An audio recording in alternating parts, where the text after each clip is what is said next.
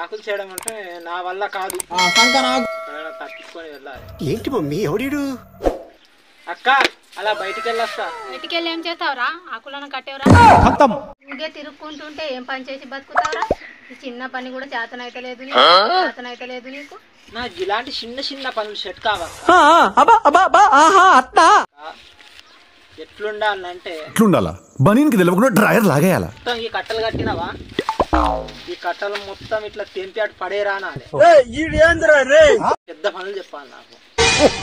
తీసినట్టు తెంపి పడేమనాలి. ఒక 500 ఇచ్చి పోయి బీరు బిర్యానీ తిని తాగి రాపోరా అని చెప్పాలి నాకు. అలాంటి పనులు ఉంటే మన రేంజ్ కి సెట్ అవుతాయి. పరమ దుర్మార్గుడు సార్ వీడు. ఏ సైడ్ సార్ వీడిని? నువ్వు ఎందుకు ఈ ఆకులు కాదు అట్లా అంటావేంది అక్క? మనం పని చేస్తే మినిమం ఉండాలి, మినిమం. ఉంటది ఎందుకు ఉంటది?